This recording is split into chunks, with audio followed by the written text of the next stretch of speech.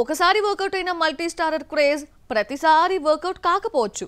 సినిమాపై hype create చేసేందుకు directors ఇలాంటి ప్రయోగాలు చేస్తూ ఉంటారు.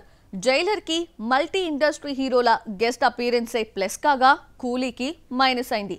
అయితే కూలీ రిజల్ట్ చూసినా కూడా జైలర్ 2 విషయంలో తన పంథాను మార్చుకోవటం లేదు నెల్సన్. స్టార్స్ తో తెరని నింపేయబోతున్నాడు. ఆ స్టార్స్ ఎవరు ఓ లుక్కేద్దామా? టాప్ హీరోల సినిమాలపై ఆడియన్స్ అటెన్షన్ మరింత గ్రాప్ చేసేందుకు పలు ఎక్స్పెరిమెంట్స్ చేస్తూ ఉంటారు డైరెక్టర్స్. అందులో ఒకటి స్టార్ హీరోలతో క్యామియో అపీరెన్స్ ఇప్పించడం. ఇలాంటి ట్రెండ్ ఎప్పటి నుండో ఉంది, కానీ తలైవా రజనీకాంత్ మూవీలో ఇటీవల ఎక్కువైంది. జైలర్, వెట్టయాన్, రీసెంట్ కూలీ వరకు తలైవాకు స్టార్ హీరోలు, అది కూడా మల్టీ ఇండస్ట్రీ హీరోలు జోడయ్యారు.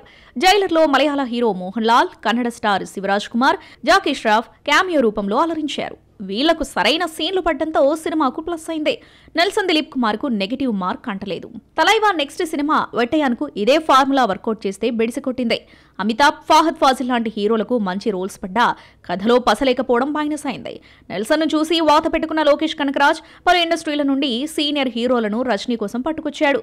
టాలీవుడ్ నుండి నాగార్జున, కన్నడ నుండి ఉపేంద్ర, మలయాళం నుండి సత్యరాజ్, బాలీవుడ్ నుండి అమీర్ ఖాన్లను తెచ్చి ఎవరినీ సరిగ్గా యూజ్ చేసుకోలేకపోయాడు లోకి. సినిమా 500 కోట్లయితే కొల్లగొట్టింది, కానీ కోలీవుడ్ ప్రేక్షకులను సాటిస్ఫై చేయలేకపోయింది. వెట్టయాన్, కూలీ రిజల్ట్స్ చూసి కూడా సేమ్ వంటకాన్ని వండుతున్నాడు నెల్సన్ దిలీప్ కుమార్. జైలర్ కు వర్కౌట్ అయిన మల్టీ స్టార్స్ అపీరెన్స్ ఇందులోనూ వర్కౌట్ చేస్తున్నాడు. జైలర్ లో నటించిన మోహన్ లాల్, శివరాజ్ కుమార్ కంటిన్యూ అవుతూ ఉండగా జైలర్ 2లో బాలకృష్ణ, మిథున్ చక్రవర్తి, ఫాహద్ ఫాజిల్, విద్యా బాలన్, సూరజ్ వెంచరమూడు లాంటి స్టార్లను యాడ్ చేస్తున్నాడన్నది బజ్. అయితే బాలయ్య ప్లేస్ లోకి ఫాహద్ వచ్చాడని లేటెస్ట్ బజ్. ప్రెజెంట్ గోవాలో జైలర్ 2 షూటింగ్ జరుపుకుంటుందట. ఈ స్టార్ల వాడకం బాగానే ఉంది, కానీ నెల్సన్ సరిగ్గా ప్లాన్ చేయకపోతే తెలుసు కదా ఏం జరుగుతుందో.